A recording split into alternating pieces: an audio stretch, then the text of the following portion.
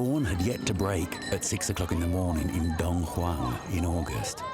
The cameleer had already set out in the dark to escort a first group of tourists to enjoy the desert sunrise.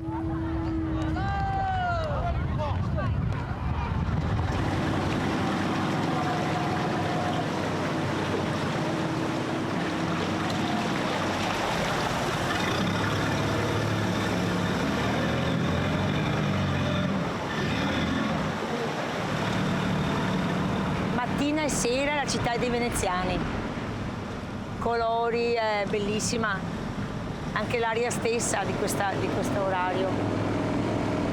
È nata in barca, in acqua.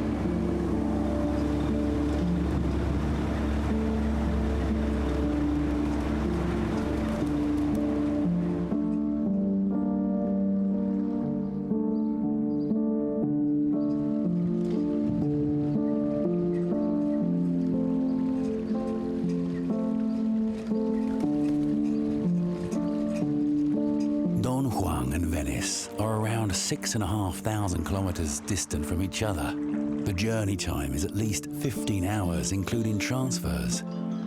But in previous ages, the journey would take weeks, months, or years. Travelers and traders would meet at various entrepots along the way, exchanging goods and stories. A bold few might have made the whole journey.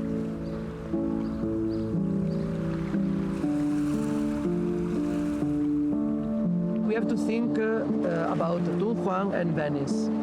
So, two places very far away, geographically and chronologically. You know, when Dunhuang knew its golden age, Venice didn't exist yet, or was just going to become a city. So we have a kind of chronological gap between the two places. When Venice became important, we already had the caravans along the sea. Dunhuang was important when the caravan trade was working along the mainland.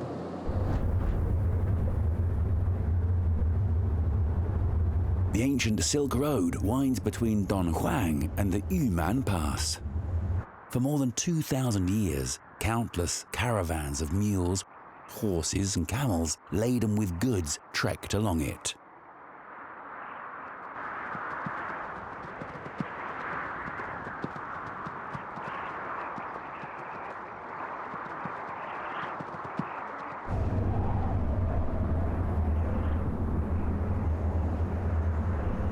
Camels have long been seen as symbolic of the Silk Road.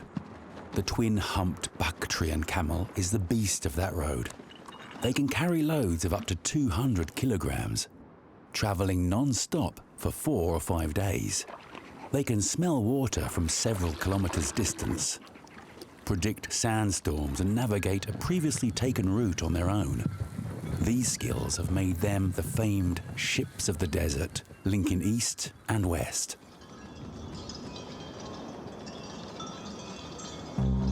In the 2nd century BC in Western Eurasia, Rome conquered Macedonia and took control of Greece.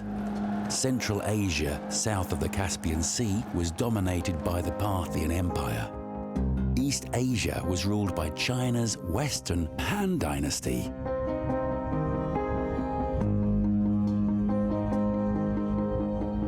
North of the Han Empire, the nomadic tribes of the Xiongnu dominated what is today's Mongolia. To the south and west of the He Sea corridor were the Qing people. This long pass, nourished by the meltwaters of the Qilian Mountains, was the only passage from the Central Plains to the western regions without encountering the barbarian tribes. Further west, the route was beset with hardships and dangers. The towering Tian Shan Mountains to the north and the icy Kunlun Mountains to the south, and between the unforgiving Taklamakan Desert. From the end of the He Sea corridor, there were 2 routes through the western regions to Central Asia, each skirting along the foot of the mountains, hopping from oasis to oasis. In 138 BC, Zhang Qian, an ambassador of the Han Dynasty, was sent to the western regions. His destination was Dayongsu, which is in today's Afghanistan. Years later, he again went westward to Wushuan. The information he returned with was to have a decisive influence on imperial policy. The establishment of the Dunhuang prefecture in 111 BC at the westernmost end of the He corridor was part of the result. The important passes at Yuman and Yangguan came under its jurisdiction, and Dunhuang became the key center of the Han Dynasty's relations with the western regions. It is a sort of key point on, it's where the Silk Roads diverge, isn't it? The northern route and the southern route. They split just after Dunhuang and they come back together at Dunhuang. So anyone coming in from the northern or southern Silk Road inevitably passes through Dunhuang. So it's a stop for everyone from all the countries of Central Asia and the Near East and one or two Europeans. Beacon towers and the Great Wall had already begun to be built north of the He corridor in the 2nd century BC. The Han Dynasty also set up a communication system consisting of post roads and courier stations. In the Dunhuang manuscripts of the Tang Dynasty, the patterned guidelines of Cazhou records 19 courier stations under the jurisdiction of Dunhuang in the first half of the 8th century AD. Built at traffic hubs with a good water source, these courier stations provided material supplies, accommodation, advice, and other support for travelers. They were also responsible for the reception of government officials and merchants and the transmission of government decrees and documents. Xuantren Courier Station, 64 kilometers east of Dunhuang, was a key post connecting the empire and the western regions during the Han and Tang dynasties. It's the largest and oldest ruins of a courier station discovered in China. More than 70,000 cultural relics have been unearthed from the site. These include more than 20,000 inscribed bamboo slips, which detail the postal system and traffic through the area during 400 years of the Han Dynasty from the 2nd century BC onward. The mileage books contain records of the 14 courier stations and related mileage details from the Tangshan in Wuwei Prefecture to Yanchuan in Jiuquan Prefecture. It was a unified traffic guide necessary for every official courier station. 如果回到汉代的敦煌的话，特别是回到汉代的一站悬泉制的话，你能看着汉代这个接待使者这个悬泉制的忙碌状况。它第一个就代表团就是国王，西域的比较龟兹国王，还有吴城国的国王，还有于田国的国王等等，就是这个使团的这个规模是非常大的，有时达到多少人呢？有时达到1700-800人的规模，特别是到东汉时期，比如《续汉书》郡国志引了一个敦煌当地的文书《辞旧记》，《辞旧记》呢记载，敦煌是华容交汇第一个都会型的城市。 The trade caravans passing through Dunhuang included Parisians, Turks, and Sayuks, as well as nomadic peoples such as the Xiongnu, Yongtu, Wushuan, and Uyghurs. Among them, the most active traders were the Sogdians, famed for their commercial acumen. Speaking about the trade routes of Asia in early medieval, late antique time, we cannot ignore the outstanding role of these relatively small people. From the 4th century AD at least, we see this splash of Sogdian culture all over the world, and the first reference to them appears in Dunhuang. In 1907, at the beacon site 90 kilometers northwest of Dunhuang, British-Hungarian archaeologist and explorer Mark Auriel Stein found 8 letters in Sogdian. They'd been written in about 313 AD. The one numbered as number 2 is the most complete. It was sent by a Sogdian businessman named Nanai Vandak. In the letter, he writes to his partner in Samarkand of the turbulent situation when the Xiongnu overran Luoyang. He also mentions traveling from Dunhuang to Xinjiang to sell linen and discuss several deals, including how 32 musk pouches should be distributed.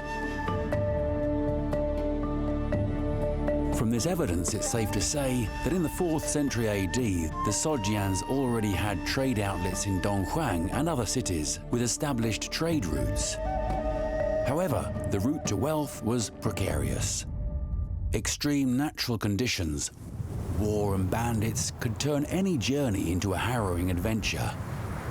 A caravan could cover about 20 kilometers a day on the flat of the Gobi Desert. But in shifting sand dunes, this might be cut to 15. In some waterless sections of the road, travelers could pick out the route from the bones of fallen men and beasts.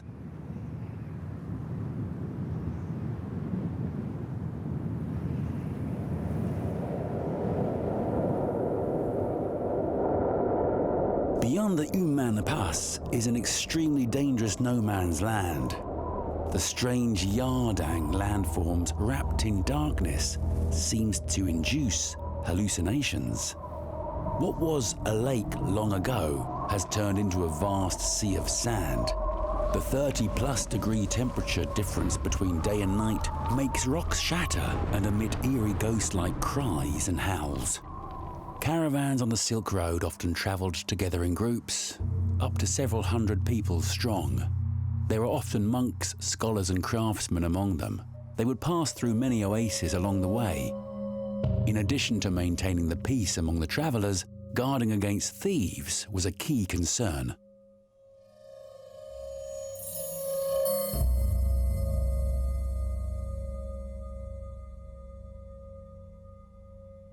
Among the Tang murals in the Mogao caves, businessmen dressed in Sogdian costumes are intercepted by thieves with knives. The green-clothed elder standing up front and trying to negotiate may be the leader of the caravan. On the ground, there are goods and some bolts of silk and a merchant's falling purse. In the 7th century AD, the Buddhist monk Xuanzang, on his journey to the west to collect authentic sutra, reported that he saw dozens of Western merchants being robbed and killed by the thieves, and none of whom were spared. 经过将近1个月的长途跋涉，经过1个月的艰难险阻，沙漠地带呢，90医生到了敦煌呢，他得休整。敦煌呢，正好是西域到中原地区一个商贸一个口岸城市。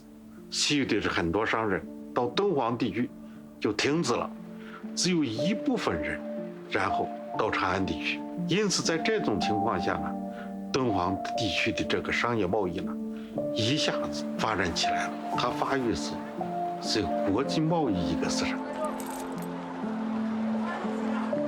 敦煌的市场发育是汉代的，敦煌贸易最兴盛时期呢，实际上也是从汉代开始的。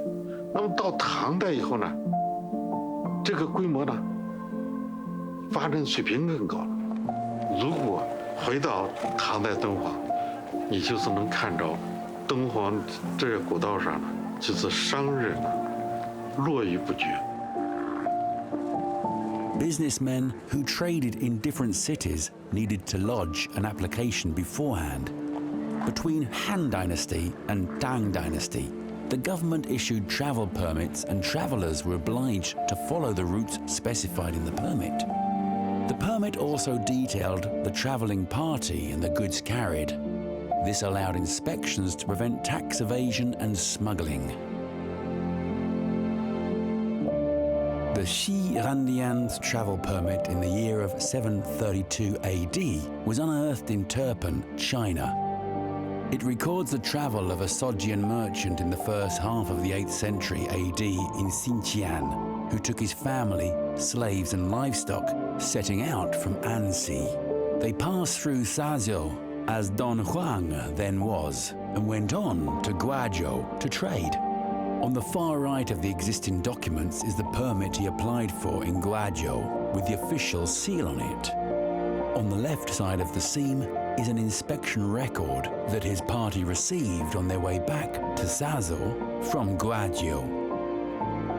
They travelled through the defence detachments of Jianshuan, Tangle, Kushui before reaching Dunhuang. Shi Randian applied to the Dunhuang Bureau for a permit to travel to Yizhou. The permit shows the governor Zhang Xiu confirmed that the declared personnel and list of goods to be accurate and approved the journey.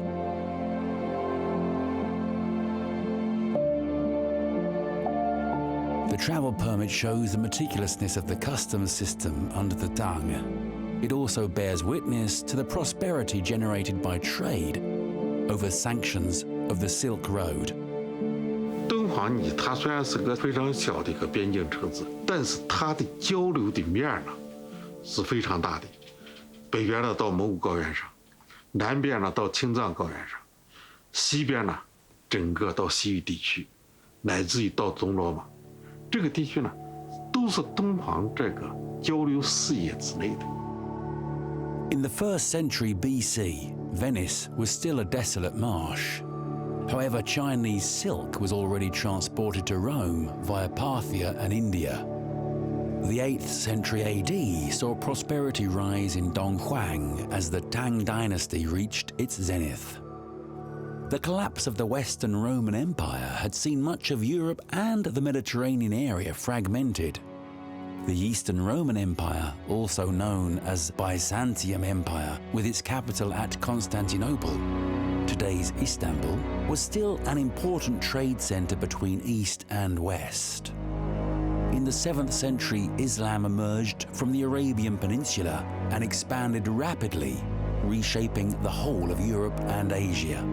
Further west, the Franks crossed the Alps and captured the Lombard Kingdom, setting the conditions for the establishment of the Holy Roman Empire. At this point, Venice was sandwiched between these greater powers.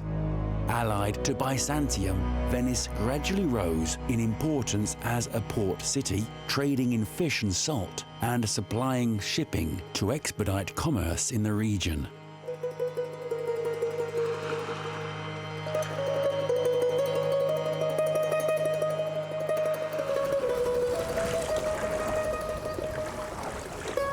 Questa è la gondola più antica, si chiama Sandolo, è l'altra imbarcazione tradizionale veneziana che insieme alla gondola viene utilizzata per trasportare persone. È una barca più arcaica della gondola.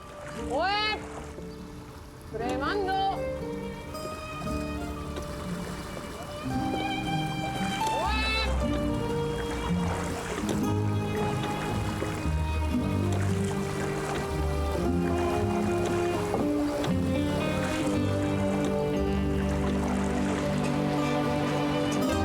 Before completion of the railway bridge across the lagoon in 1846, boat was the only way for Venice to receive its external supplies.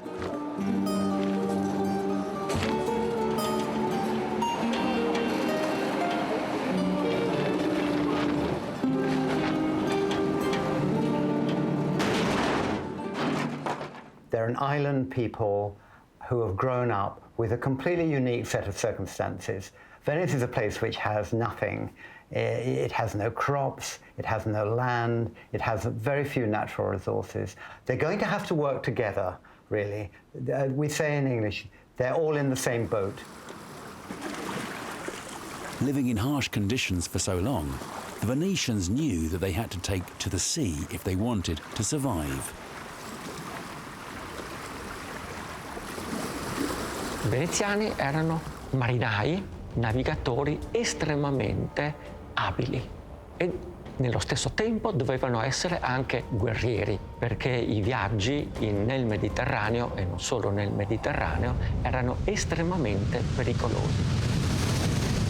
The islands and bays across the east coast of the Adriatic Sea provide plentiful shelter for sailing vessels, but also hiding places for pirates. Most pirates on the Adriatic Sea were slaves who moved south due to the decline of the Byzantine Empire. Based mainly in Dalmatia, they harassed the maritime traders of Venice. In 998, a Venetian fleet set sail under the 26th Doge, Pietro II Orsiolo. Acting in the name of the Byzantine Empire, the Venetians launched a furious campaign against the pirates. Thereafter, they built a chain of fortresses along the eastern coast. These strongholds running north to south provided protection for the merchantmen, along with repair facilities and warehouses. However, to push further out into the Mediterranean, they needed more ships and more ports.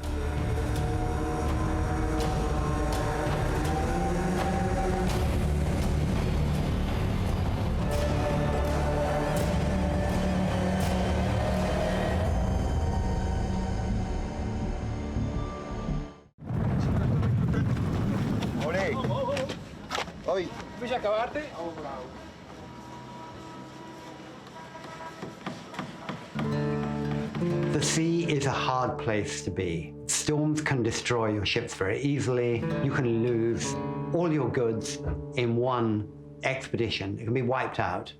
They knew, because they depended completely on trade, that they needed to quality control all the aspects of shipbuilding.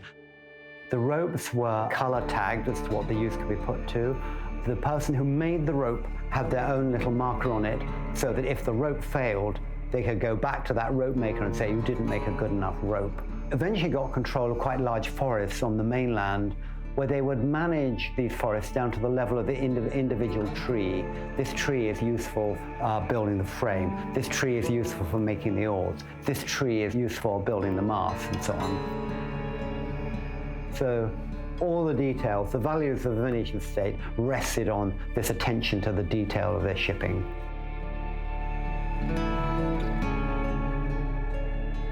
In the 12th century, in response to the increasingly intense competition in maritime trade, Venice set up a state-owned shipyard. It became a huge complex of docks and wharves responsible for supporting the Venetian navy and most of its commercial fleets. Between 2,000 and 2,500 people worked there every day. Skills of the trade were passed down from generation to generation. Based on an assembly line using standardized production, the armory maintained amazing output. At its peak, a new ship was launched every day.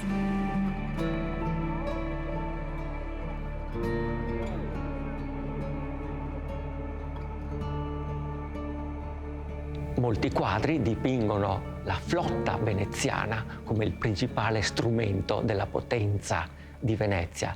Ed era giusto così, e sarà veramente l'uso efficace di questa violenza che permetterà ai veneziani di prevalere sul Mediterraneo orientale rispetto ai loro concorrenti, i catalani, i genovesi e così via. On March 12, 1171, Byzantium announced the arrest of all Venetians in the Venetian concession and the detention of all Venetian ships. In this new game of trade, Venice was forced to turn against Byzantium.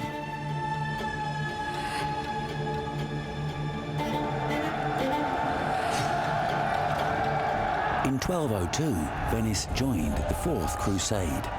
For Venice, the goal of the exhibition was not so much Jerusalem as the Byzantine capital, Constantinople. With the Byzantines refusing to support the crusade, in 1204 Constantinople was besieged, captured and sacked.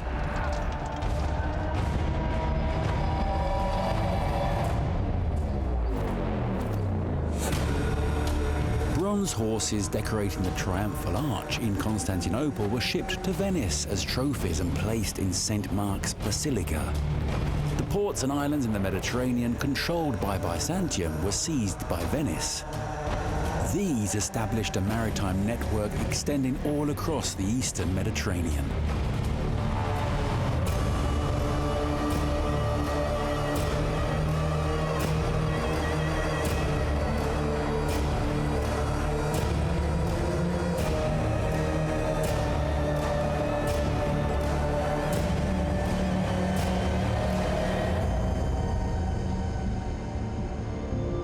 In the 13th century, the Eurasian continent was dominated by the Mongols. The rise of the Northern Grassland Road, along with the Southern Maritime Silk Road of the sea, saw the routes across the desert eclipsed. Dunhuang was stripped of its relevance and prosperity. In due course, it would appear in a Venetian traveller's tales. In 1271, the 17-year-old Marco Polo started his journey to the east with his father and uncle.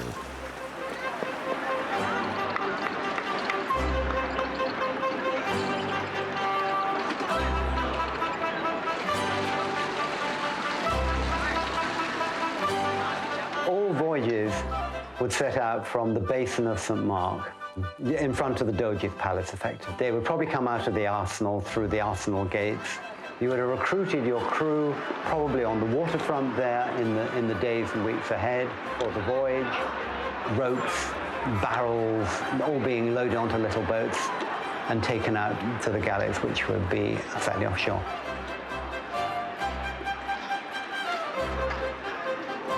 Before you left, you would go either to St. Mark's or the Church of St. Nicholas on the Lido to pray for a safe voyage. And we're talking about a merchant galley. We're going to Alexandria for the spice trade. You need to send ships out to Alexandria to be there in the autumn to meet the goods which would have come from India or China or beyond on the monsoon winds. This is a set timetable. You will leave in September, and it will take you about 6 weeks to get there.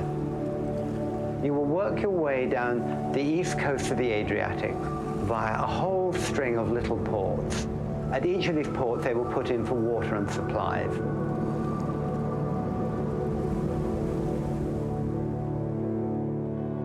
An author of a nautical journal from the 15th century identifies himself to be Michael of Rhodes. On June 5th, 1401, Michael signed a contract as an oarsman and joined the Venetian fleet.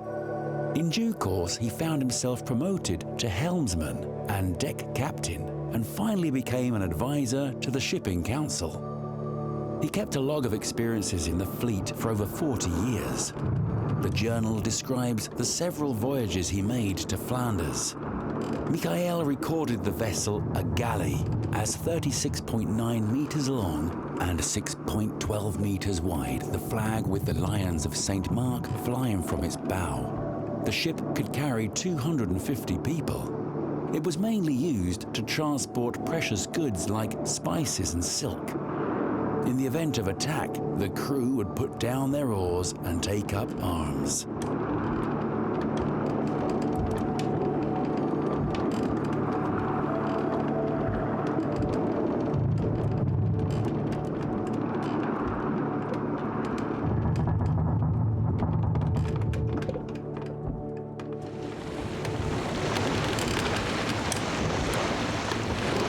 Voyages were dangerous, but highly profitable.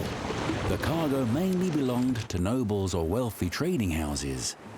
However, seafarers also had the right to carry different quantities of duty-free goods according to their rank and trade in their own names. On the first page of his manuscript, Michael needed to work out a commercial problem of his own. If 400 pounds of pepper is worth 49.5 Venetian gold ducats, how much would 315 pounds be worth? To work this out, he used 3 different methods in order to get the most accurate answer.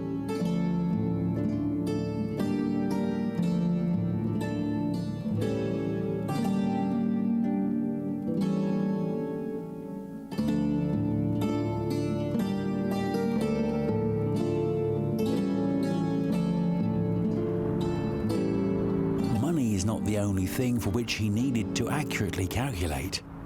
Navigation was required to get to where he could sell his pepper. The log contains a Solomon's table based on the lunar calendar, recording the dates of each new moon from 1435 to 1530. According to the table, in March 1435, the new moon would appear at 8:52:40 on Tuesday the 29th.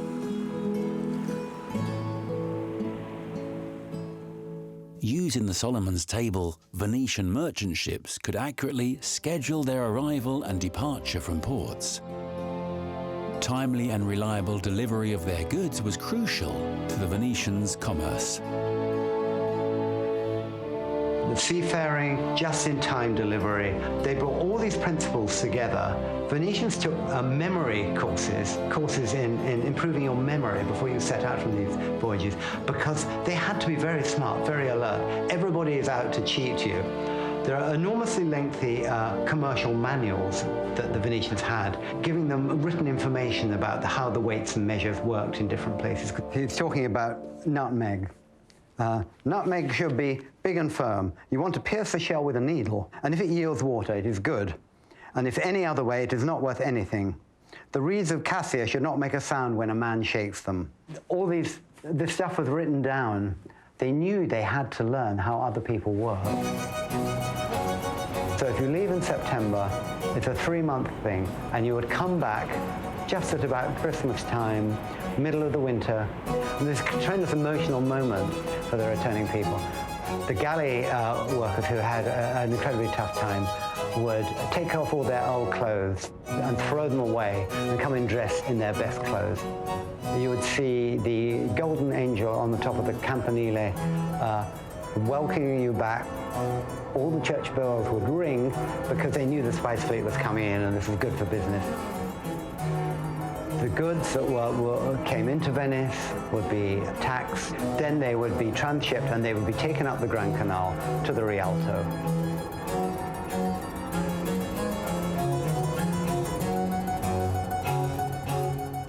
In 15th century Venetian paintings, we can see the lively scenes at the Rialto in those days. Faces from all over the world are gathered on the promenade beside the canal, exchanging news from the major ports and the price of goods.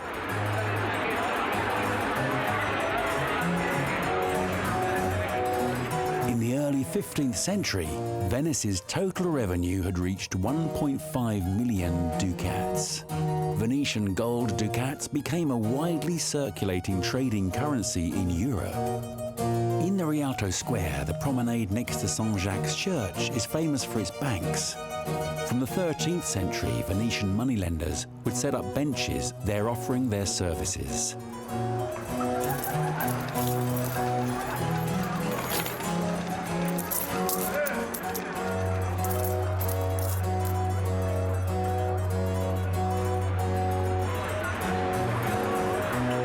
In 1587, the first public bank in Venice was established. For centuries, Rialto was the financial and commercial centre of the city.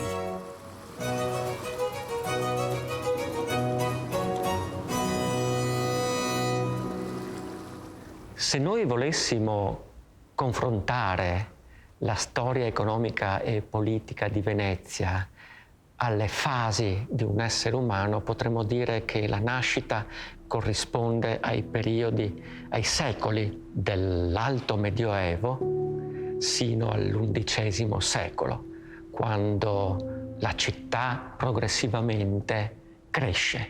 La piena maturità si colloca tra il XIV e il XVI secolo. La città raggiunge lo status di vera e propria potenza mediterranea.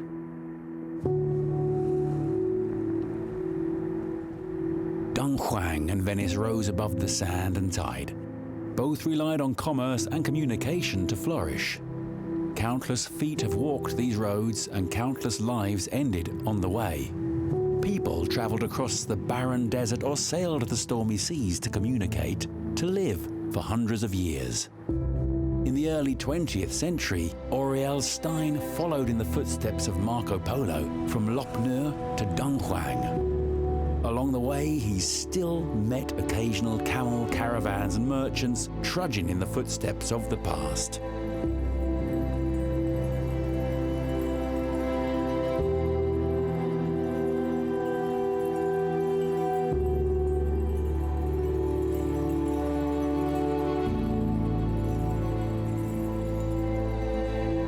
People who traded along the Silk Road, they didn't know that they are on the Silk Road. It appears in 19th century. Before that, there was no term like that. So the Silk Road is a modern concept. And I think one of the things that we have to remember is that a lot of people didn't travel from A all the way to B. They didn't go from China to Rome, for example. It wasn't a huge number of people who would have gone the whole length of a caravan route. I mean, you've got people like Zhang Qian doing it in the Han Dynasty on a specific sort of diplomatic mission. People tended only to do little bits. You know, you would trade from this oasis to that oasis, then your goods would be handed on. So it's the materials that did. You know, the silk goes from one end to the other.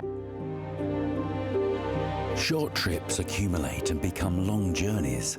The routes emerge and fade with human migration, welfare, or change of regime, weaving a huge web over the earth and sea.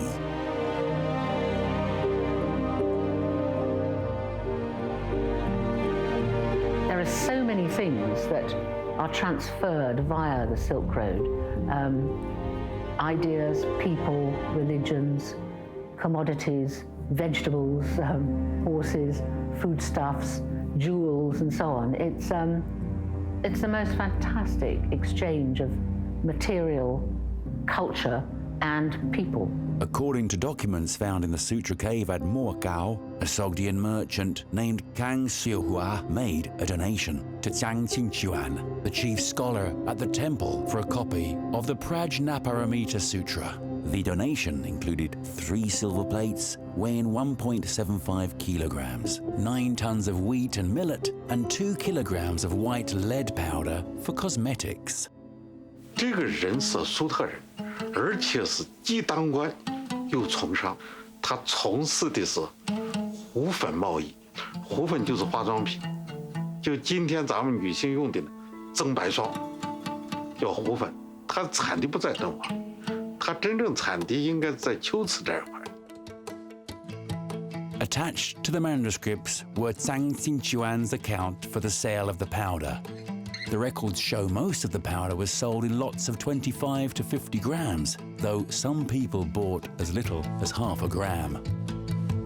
糊粉的价格很贵啊，1两糊粉大概是5担麦子，一个人一年也就是按照一般的吃饭的标准的，就是1担多麦子。你想，他1两糊粉，就像5个人的1年的生活支出。但是商品主要商品呢还是丝绸。 你看，除了中国内地的丝绸，敦煌还有中亚的丝绸，胡锦、梵锦，还是最东边了到哪块的锦呢？丝绸呢？朝鲜半岛的丝绸呢？像东罗马的金盘子，像西域地区，波斯出的珊瑚，波斯出的药材，还有印度出产的香料。 在这敦煌市场上都有。 In cambio, gli europei inizialmente che cosa danno ai mercati orientali e medio orientali? Schiavi, acciaio per fare armi, legname, cioè prodotti grossolani in cambio di prodotti raffinati e di lusso. Progressivamente con la crescita economica europea, la domanda di beni di lusso orientali aumenta. E quali erano le merci più richieste? Le spezie.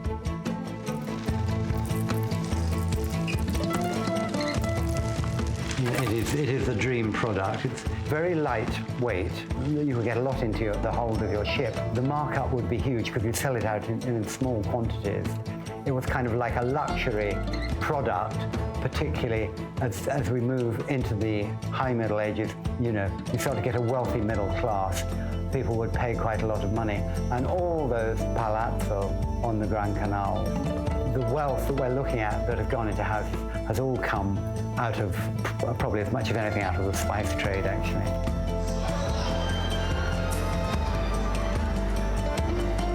We can taste food from different lands, feast our eyes on exotic colours and scenery, and dress in gorgeous garments from afar. Persian carpets mentioned in Tang Dynasty documents from Dunhuang can be seen in pictures of the Venetian Doge. The lotus pattern is found both in the Morkao caves and the splendid garb of the Virgin Mary. Lapis lazuli from Afghanistan colours the sky in Dunhuang murals and the purest blues in Titian's paintings. Material goods connect so many distant places, and with them travel ideas, culture, and the human spirit.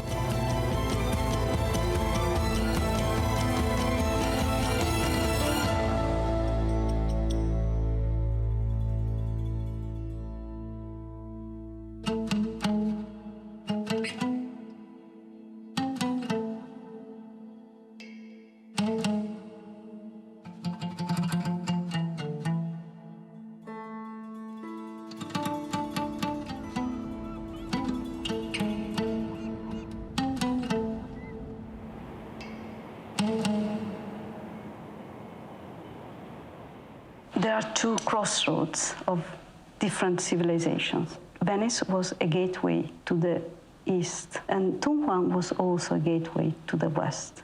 In these 2 points, many civilizations met.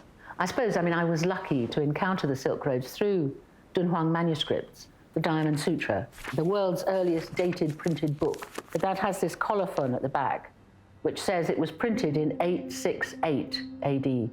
So there is no other book in the world that is earlier. It's incredibly long, nearly 25 feet long. It's a huge enterprise. It's very elegantly printed, and it's it's very beautiful too, and China should be extremely proud of that.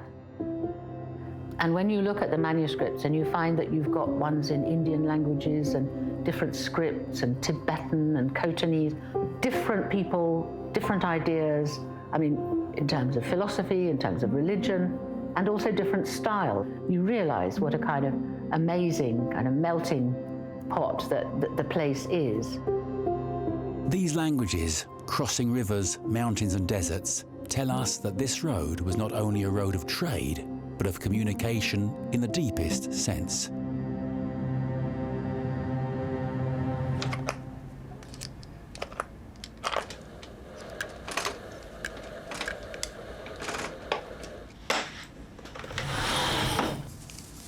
Gutenberg's invention of movable type printing was brought to Venice by Armenian monks.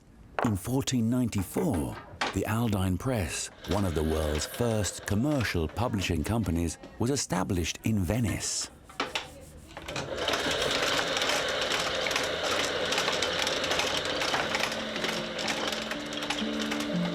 At the beginning of the Renaissance, Venice became the centre of the Italian publishing world. Knowledge and information converged in Venice before spreading to the whole of Europe. A Venezia esistevano 450 torchi, che sono queste macchine per stampare, e si stampava libri per tutto il mondo, perché stampare il primo Corano, stampare il primo libro di musica, stampare il primo libro di cucina, e la stampa, ricordiamoci che è stata maestra del progresso, dissipando l'ignoranza, per il semplice fatto che in pochi anni ho raccolto dei libri, cataloghi, e tanti parlano di Marco Polo, la Via del Seta, dopo, però c'è il collegamento Venezia-Cina. Deve essere una simbiosi, insieme si cresce. According to Marco Polo's recollections of his Marco Polo's travels, he visited Dunhuang in the late 13th century.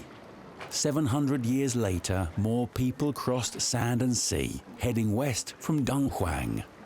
心里边可能是沿着那个地图，顺着那个丝绸之路，已经就是往这个方向一直在走了好多遍。因为我们站在丝绸之路的东边，然后我就老觉得它这个是丝绸之路的一个西边的一个终点似的。 48 boxes full of exhibits went from Dunhuang overland to Beijing and onto the port at Tianjin. There, they were loaded onto a ship and after a voyage of 50 days, they arrived in Venice.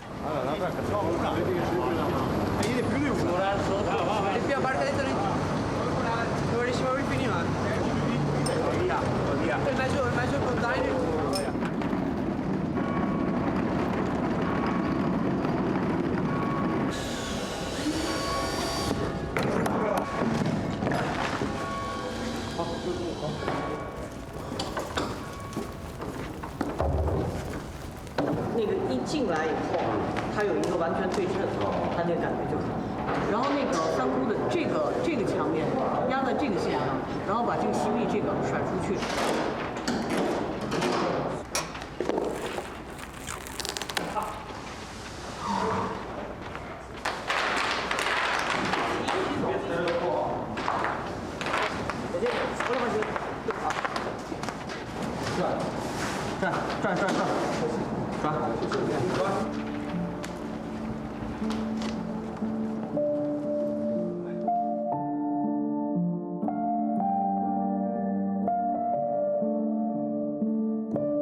我感觉到了，就是两个不同地域这种交融交错，我觉得在单一文化形态内是很难达成的，所以我喜欢这种穿行感。So this is the meaning of Silk Roads, being together, sharing experience, but also not from my point of view, also from other people's point of view.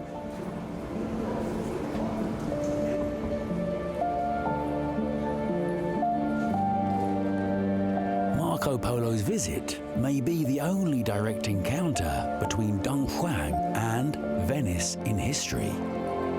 Today they unite once more in a novel and long-awaited manner. We can but hope for more to come.